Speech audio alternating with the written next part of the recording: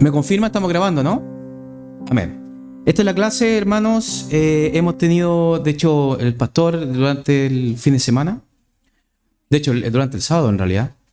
La mañana compartió todos los links que faltaban, ¿cierto?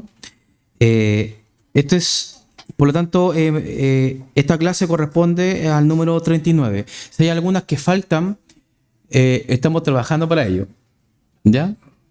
Pero no perdamos la esperanza que vamos a tener esos videos, ¿cierto? Pero bueno, esta historia, la historia del cristianismo número 39, y el día de hoy, como dice la presentación, confirmemos que está bien, ¿sí? Vamos a relatar, ¿cierto? Simplemente algunos puntos, qué es lo que sucedieron en el siglo X y XI, ¿cierto? O sea, 10 y 11. Estos siglos que son importantes para la historia porque marcó una procedencia y que acomodó finalmente a lo que la próxima semana nosotros vamos a revisar. ¿De qué se trata? El siglo X y el siglo XI, ¿cierto? Eso es lo que vamos a revisar. Primeramente,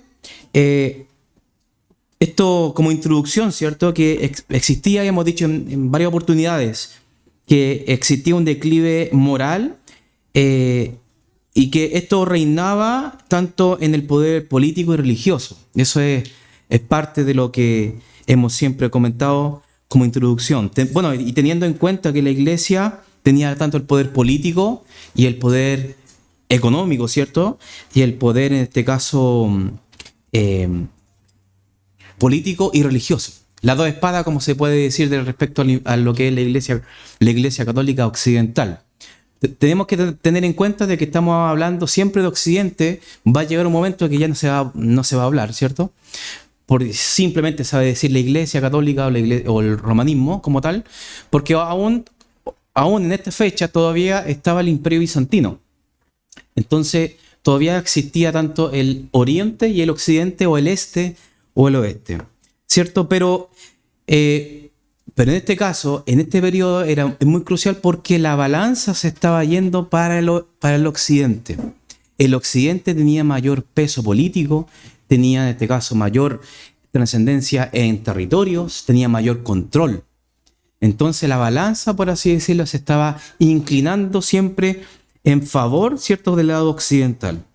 Y bajo nuestro punto de vista cristiano, ¿cierto?, protestante, como podemos observarlo, nosotros podemos observar en este periodo de tiempo como que existió una especie de tendencia a un cristianismo nominal, ¿cierto? O sea, ¿qué quiere decir eso? Es que este cristianismo, que si bien tiene el nombre de cristianismo, pero es lo menos cristiano, en otras palabras. O sea, aquí lo que había, hermanos, un concepto muy errático, ¿cierto?, respecto a la fe. Gente que profesaba la fe, pero que en realidad no conocía la escritura, ¿cierto?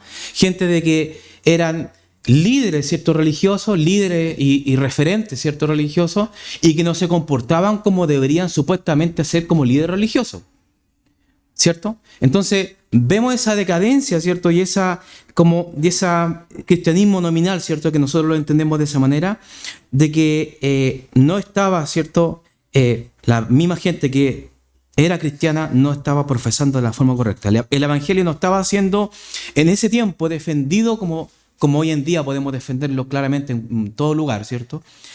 Y no estaba siendo anunciado con fuerza en ese periodo. Y las pocas luces que habían no eran muy públicas, ¿cierto? Pero habían, sí, gente, ¿cierto? Y personas, hermanos en la fe que estaban defendiendo la fe, pero no había mucha difusión en eso. Como hoy en día, que en realidad tenemos esta libertad tan espectacular que nosotros tenemos en nuestra era, que podemos nosotros defender y predicar el evangelio. Pero en ese tiempo no era con tanta fuerza, sino todo lo contrario, era un ministerio débil, ¿cierto? Muchas, no sé, opiniones esta vez protestantes dicen de que efectivamente la luz del evangelio se fumó, no hubo. O sea, como que se oscureció. Por eso entendemos como la era oscura. Pero entendemos nosotros que nunca la luz del evangelio, que el Señor en su providencia mantenía. Obviamente de que habían circunstancias históricas como esta, esto, ¿cierto? De este cristianismo nominal y este auge de tener tal vez las ganas, pero inmensas, de que cambiar algo, ¿cierto? De tener algo en nuestras manos, de poder hacer cambios, era la reforma de Cluny, ¿cierto? Nosotros también lo vimos. Estos monasterios gigantes, grandes, ¿cierto? Donde los monjes se veían a preparar, y estos monjes tenían la intención, ¿cierto? De volver, ¿cierto? Inicialmente, pongámoslo en el sentimiento tal vez de la persona o estos líderes religiosos, era principalmente volver a la Escritura. Era volver, en este caso, a lo que ellos estaban defendiendo y lo que ellos, como monjes, ¿cierto?, podían hacer, ¿cierto? O que ellos estaban llamados a hacer. Pero lamentablemente el movimiento monástico, que así es el nombre, en este caso de Cluny, con el tiempo sufrió deterioros eh, lo que finalmente no tomó tanta fuerza, ¿cierto?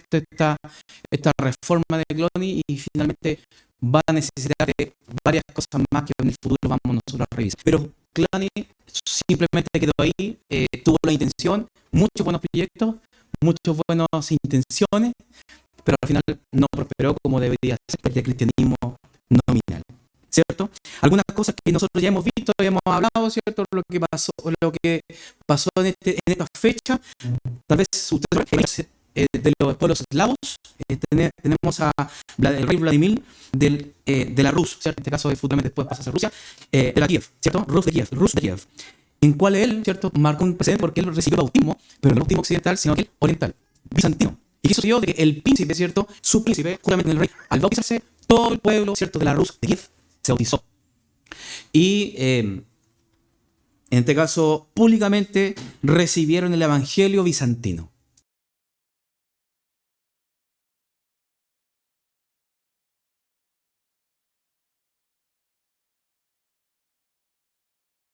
¿Se dan cuenta? Eso es algo que hoy en día la Iglesia Ortodoxa se ha mantenido. Por eso hoy en día vemos que la Iglesia Católica no pudo acceder a interiorizarse, ¿cierto?, en el territorio ruso, porque la Iglesia Ortodoxa fue así como encapsulada en este territorio, y pudo aguantar todo cambio, ¿cierto?, de gobierno, toda dinastía, absolutamente cualquier imperio, incluso regímenes totalitarios, lo mantuvo, pero siempre se resguardó de los cambios. Y de hecho, la iglesia hoy día occidental es como si fuese, a pesar de que estamos en esta fecha, es como si fuese la iglesia de ese tiempo. No hubo mayores cambios, ¿cierto? Otros cambios significativos, otro evento significativo es Cirilo y Metodio, ¿cierto?, con los trabajos con los eslavos, que nosotros hemos visto, ¿cierto?, cuál fue su contribución en este caso en la historia, y sobre todo en la Iglesia Ortodoxa, que finalmente avanzó. La Iglesia Ortodoxa avanzó sin conquista, ¿cierto?, sin la espada, ¿cierto?, sin el poder, sin la opresión, sino que fue con las misiones. Y eso es algo que nosotros lo vimos. Y eso es como una especie de resumen, ¿cierto?, como una transición entre el siglo X y el siglo XI. Y el hecho relevante, ¿cierto?, donde podemos ver y continuar, ¿cierto?, en esta línea tal vez semi-cronológica que vamos a estar como saltando de aquí a allá, es que tenemos a Enrique II, ¿cierto?, que también lo vimos creo que el último emperador que vimos nosotros.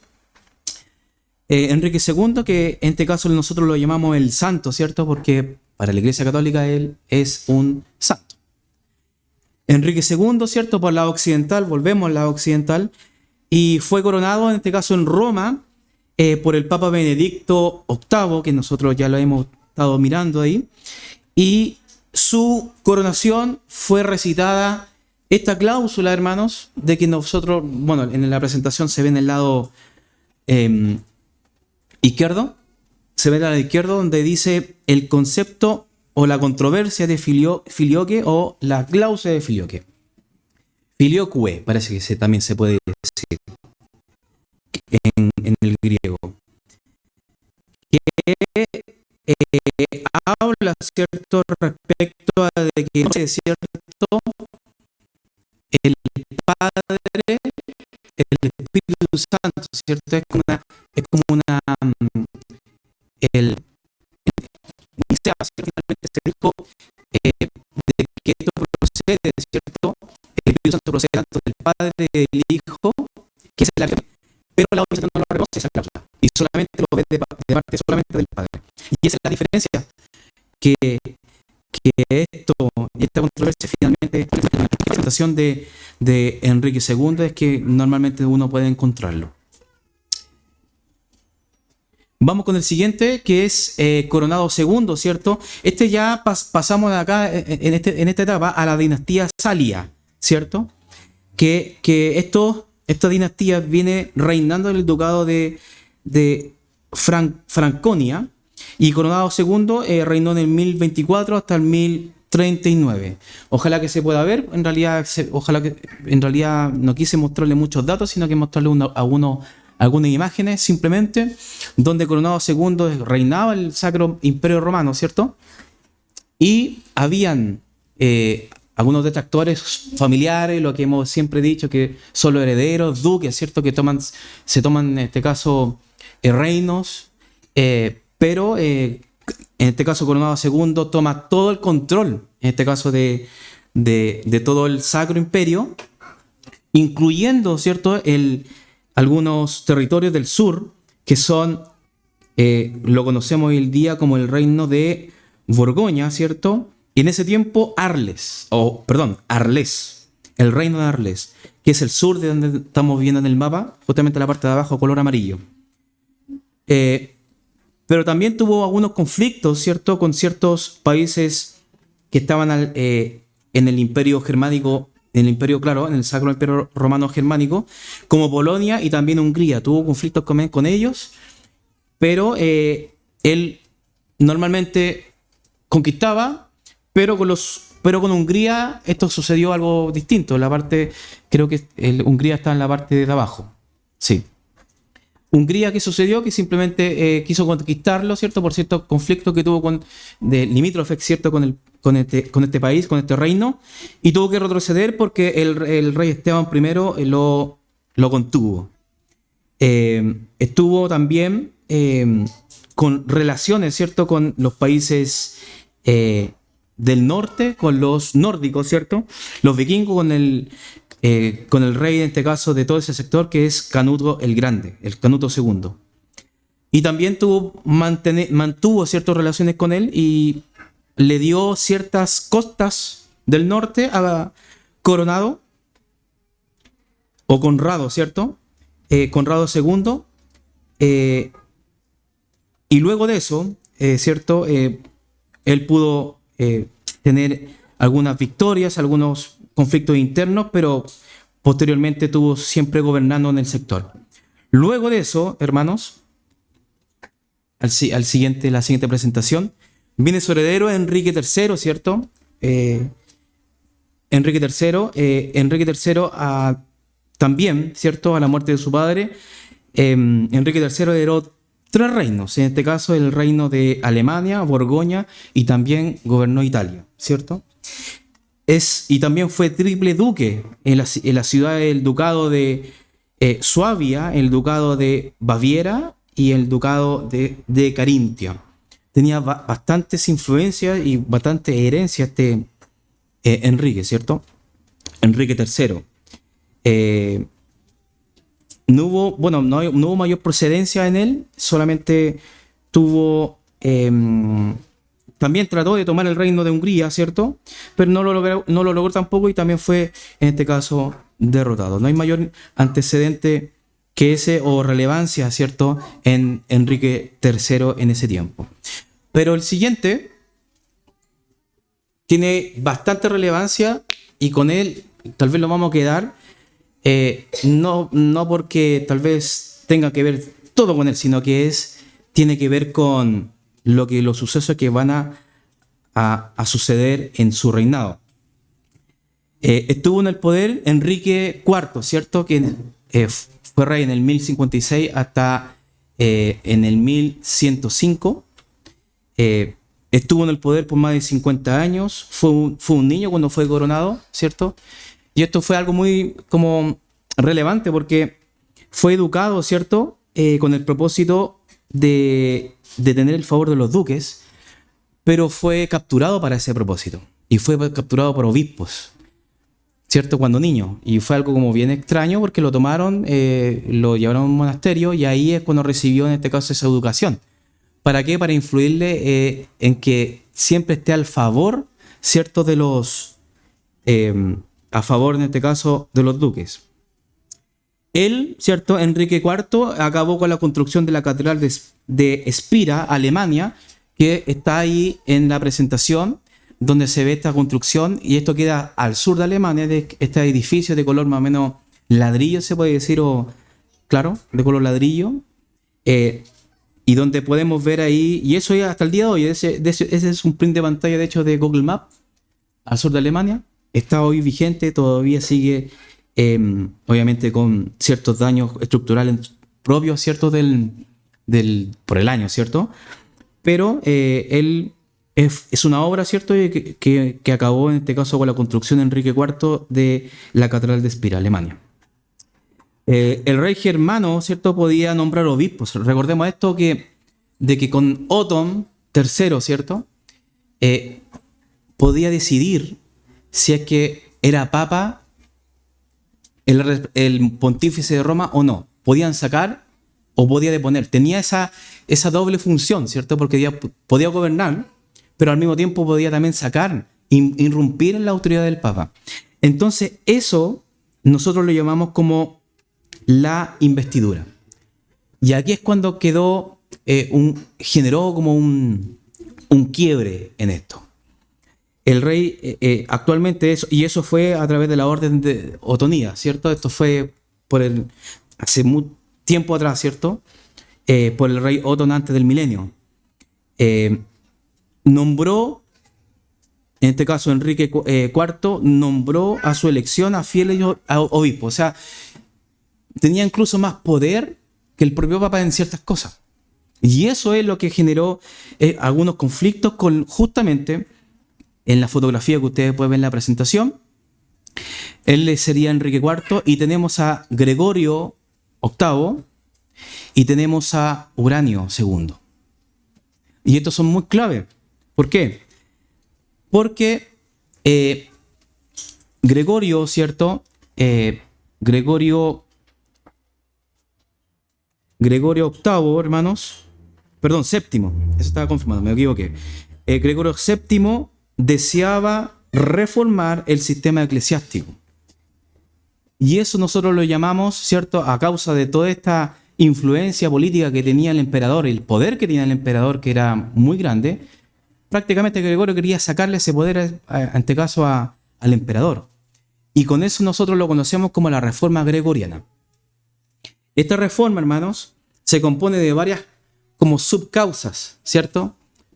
Son un poco extrañas, hermanos, pero vamos nosotros a dilucidarlas. Primeramente, nosotros este suceso, ¿cierto?, de la reforma gregoriana lo podemos entender como las querellas de las investiduras. Y esto es muy importante, porque esto fue, ¿cierto?, en el 1075 y recién la resolución salió en el 1124. Fue bastante revisada y fue, en este caso, bien chocante, en este caso, para el Sacro Imperio Romano. Estas querellas, ¿cierto?, tienen un dictatus papae, ¿cierto? Es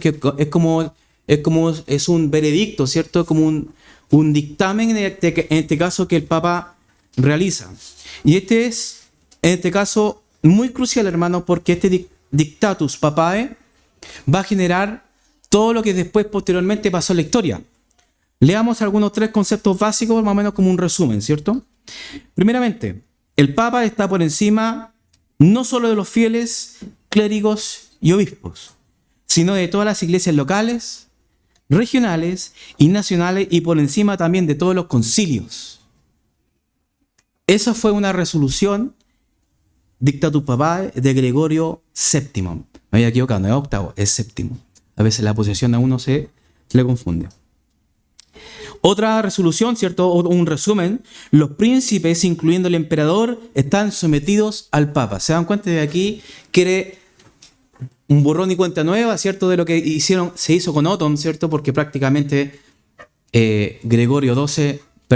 XII, tal vez anteriormente había dicho de que vendió su alma, por así decirlo, al propio diablo. ¿Por qué? Porque le entregó esa investidura al emperador y el emperador podía hacer y deshacer. Ahora quería esta llave, ¿cierto? Esta espada quería hacer de vuelta al poder del Papa.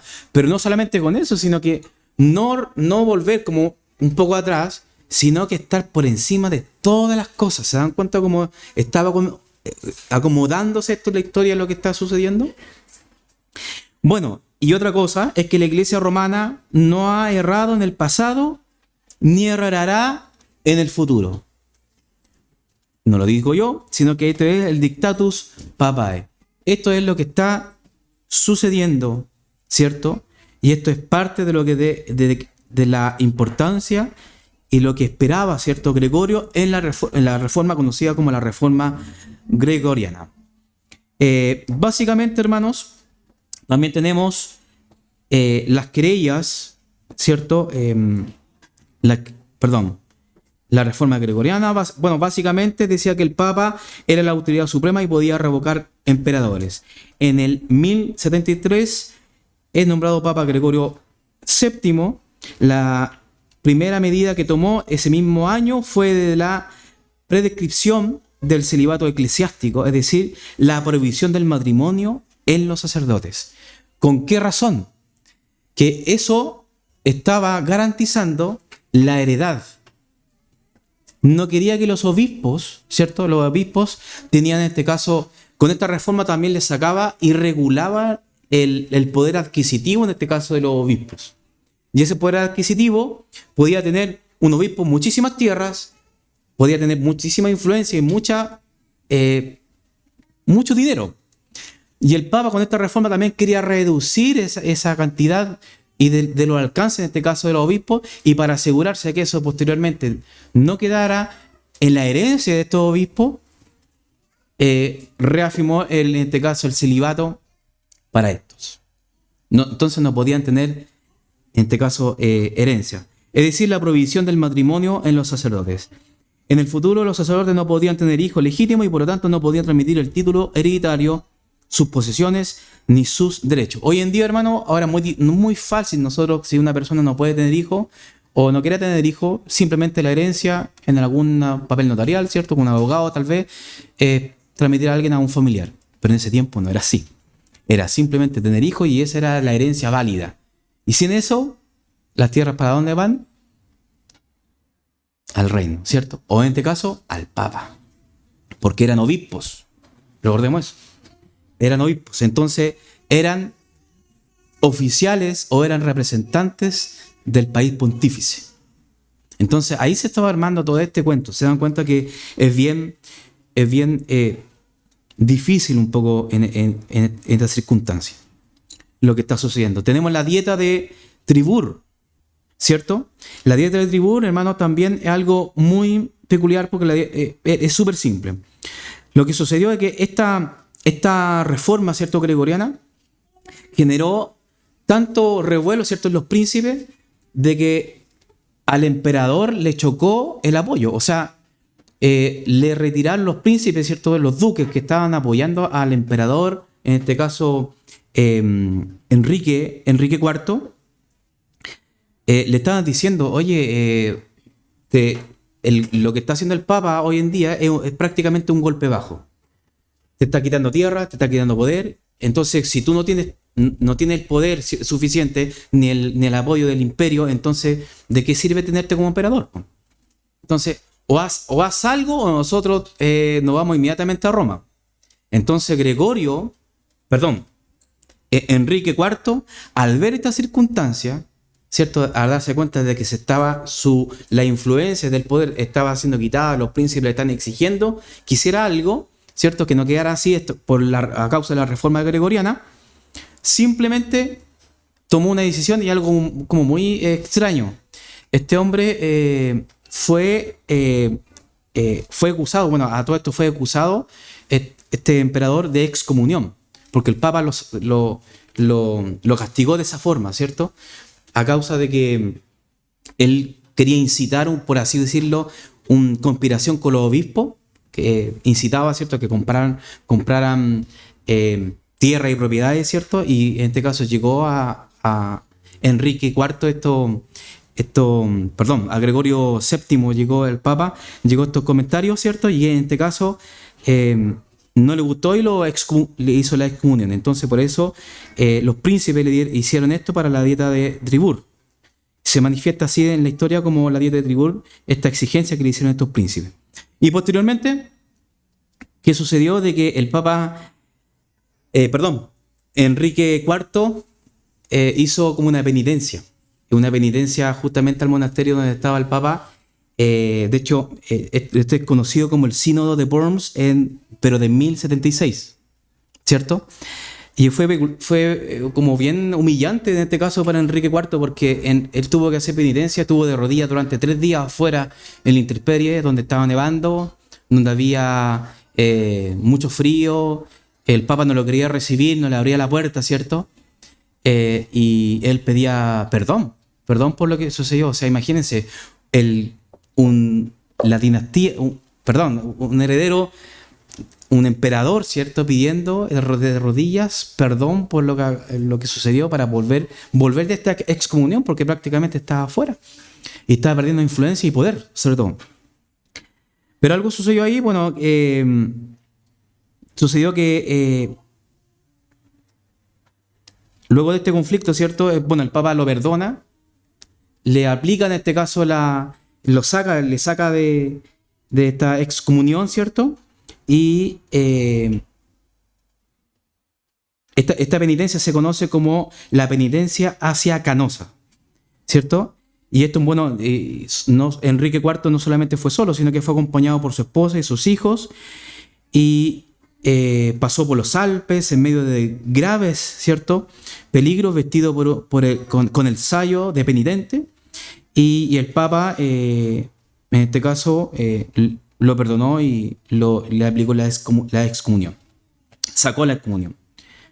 A todo esto, luego de varios conflictos, o sea, después de esto se reguló un poco, ¿cierto?, el poder, en este caso, de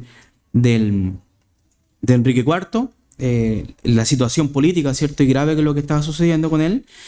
Pero después de varios conflictos internos, ¿cierto?, y estrategia, al final Enrique IV, de igual forma, a causa de esto, posiblemente no se tiene como mayor antecedente, pero al final toma la decisión de tomarse Roma. Luego de esto va donde, posiblemente por represalia, no se tiene muy entendido tal vez, por todo lo que sucedió también con esta humillación que recibió, pero finalmente llega a Roma y saca a Gregorio VII del papado, y en su lugar, ¿cierto?, esto fue en el 1084, y en su lugar pone al antipapa Clemente III en el 1080, ¿cierto? Y aquí hay algo bien extraño, porque obviamente que el papa quedó, ahora como que la cosa se vuelve para la otra esquina, ¿no es cierto?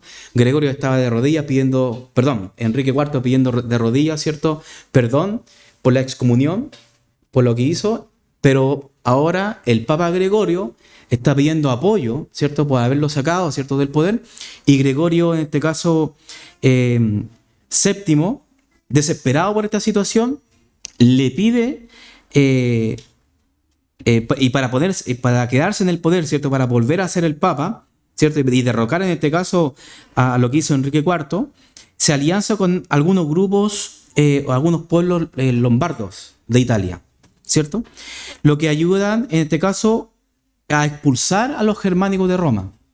Le ayudaron, pero mientras lo estaban ayudando, estos hombres, como eran bien bárbaros, saquearon también la ciudad. Entonces era como se dice tal vez coloquialmente, el remedio era más fuerte que la enfermedad. Entonces, sacó, ¿cierto?, efectivamente, expulsó a Enrique IV, pero los lombardos lamentablemente dejaron en ruina, en este caso, a la ciudad. ¿Y qué sucedió? Que al pueblo romano no le gustó esto, lo que estaba sucediendo.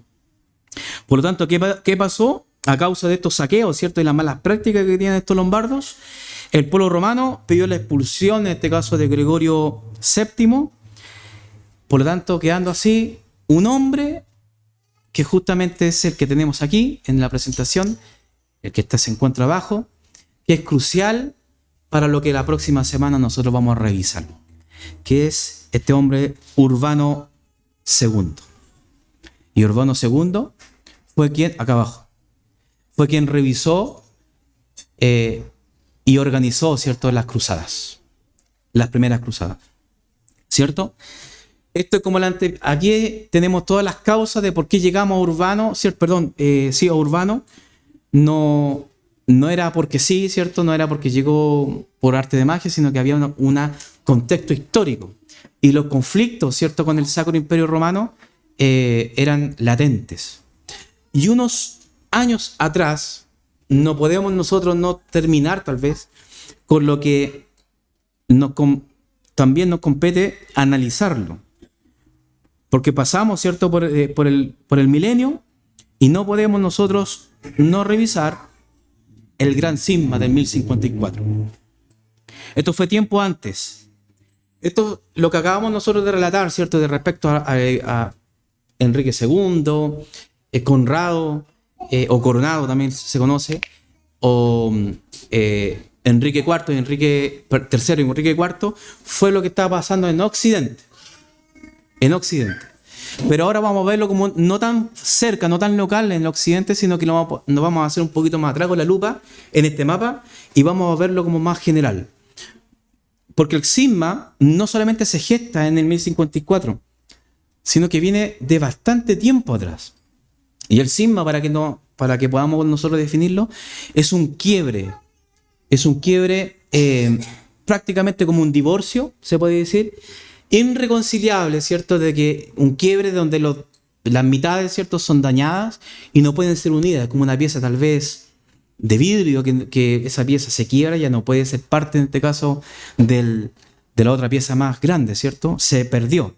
Esto es lo que es el gran cisma de 1054. Sucedió por un lado el occidente y por un lado el oriente. No solamente, como dice la presentación, no solamente con algunos aspectos que son las consecuencias del cisma, ¿cierto?, sino que esto es pre-cisma y post-cisma. El pre-cisma o el antes del cisma, ¿cierto? Todo esto empezó, ¿cierto?, con muchas otras más razones, pero algunas que podemos nosotros como apuntar. Primeramente, la liturgia latina en vez de la griega. Por el lado oriente, ¿cierto? Recordemos de que, de hecho, ahora es algo común, ¿cierto? Y hasta el día de hoy se mantiene, ¿cierto?, de que por parte del Imperio Bizantino, por la Iglesia Ortodoxa, por la Iglesia Bizantina, era el idioma, ¿cierto?, principal, era el griego. Y por otro lado, Roma, en este caso, era el latín, o el latino, ¿cierto? Entonces, ya inmediatamente tenían problemas de traducción, tenían problemas de escrito, tenían problemas, ¿cierto?, de poder entenderse en los propios idiomas locales, en los idiomas, ¿cierto?, de que cada imperio o cada iglesia en realidad mantenía. El emperador bizantino también, León III, en el año 730, fue, en este caso, estaba en desacuerdo, ¿cierto? Este emperador bizantino, ¿cierto?, también lo conocemos porque invadió Roma, ¿cierto?, a causa de esta situación. Porque los bizantinos, a diferencia de los romanos, ellos no creen en las adoraciones a las imágenes. Ellos lo que hacen, ¿cierto?, como se ve en la presentación ahí, es una representación simplemente de cuadros, una representación de imágenes pintadas, pero no una cultura propia como tal, ¿cierto? Entonces, para ellos es un golpe, es algo pagano, entonces es muy distinto como ellos observan, ¿cierto?, sus dibujos, sus cosas, a diferencia de Roma, que ellos ven la escultura como muy importante en la práctica de la liturgia de la adoración. Y lo que nunca le gustó a un bizantino es que los papas son nombrados en Roma. No, ¿cierto? Para ellos Constantinopla, ¿cierto?, sería como su centro y las ciudades que tenían, como en este caso Jerusalén,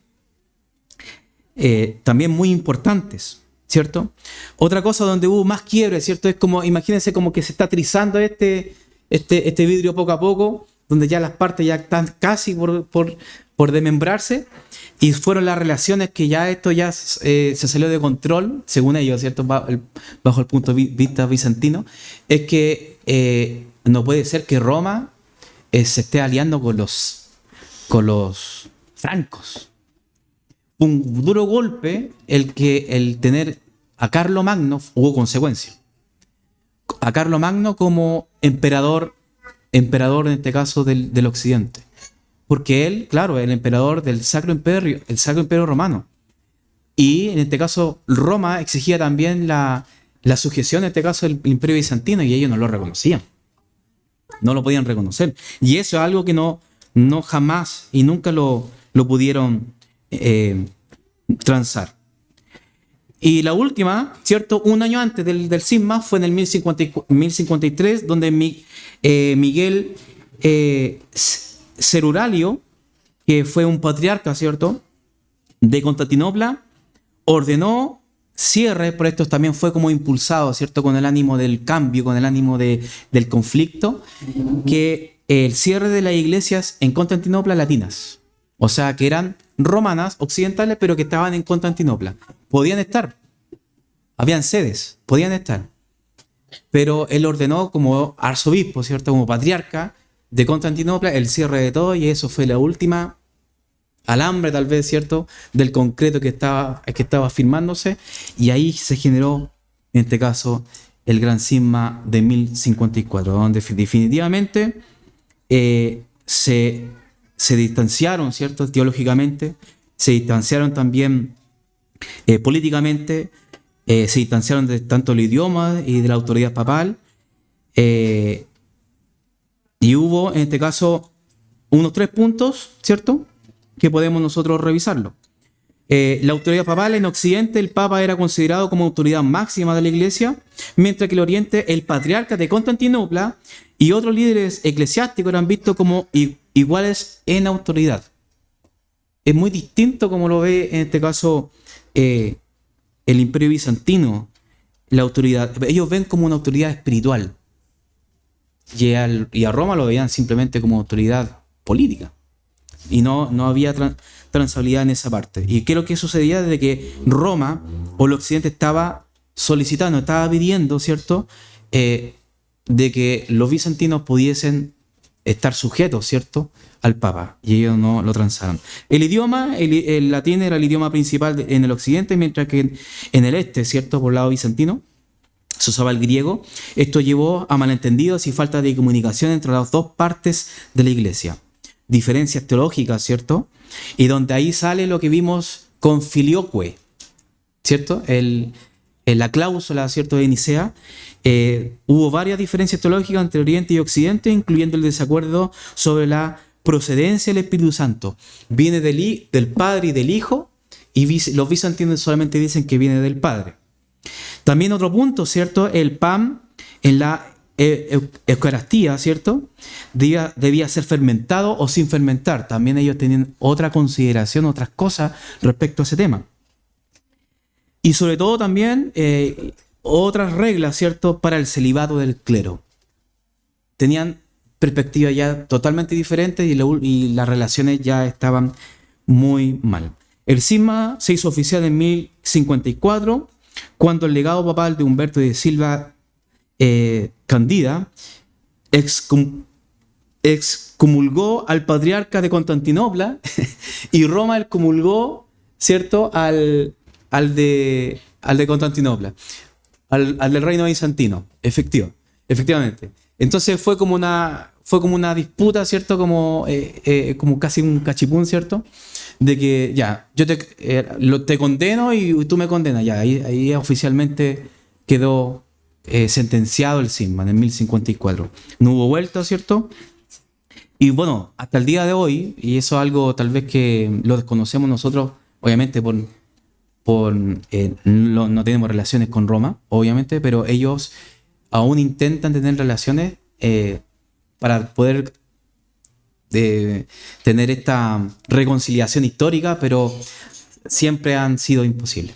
No llegan a flote, no llegan en este caso a puerto, porque en realidad a partir de ese momento ya no hubo nunca más una reconciliación entre la Iglesia Ortodoxa y la Iglesia en este caso romana. Algún alcance, ¿cierto?, de esto, que no se dividió la iglesia, ¿cierto?, representante del cristianismo de la noche a la mañana, sino que estas diferencias y tensiones ya habían estado acumulados durante varios siglos, y el cisma de 1054 fue más bien un punto de no retorno. Y fue un proceso largo y complejo. Eso es lo que podemos ver en este caso del cisma. Se dan cuenta que hubieron bastantes acontecimientos importantes. ¿Por qué? Porque esto también no tenemos que desconocer, hermanos, de que esto estaba sucediendo en este sector. Pero nos estamos olvidando de algo muy importante que tal vez no lo estamos viendo. O sea, imaginemos que estamos en el mapa, ¿cierto? Estamos en Occidente con una lupa. Después estamos viendo todo el contorno, ¿cierto?, tanto de Occidente como el Oriente. Pero nos olvidamos de un imperio bien, ¿cierto?, que estaba tomando mucha fuerza, que eran los musulmanes. Y noticias estaban llegando desde Jerusalén. Algo estaba sucediendo ya. Pero como dice un gran historiador, en el próximo capítulo vamos a ver qué está sucediendo en Jerusalén y qué pasó con Urbano II, pero en la próxima clase, ¿les parece? ¿Dudas, consultas, preguntas? ¿O algún dato tal vez? Mucha información, yo sé que sí, pero era importante saberlo porque algo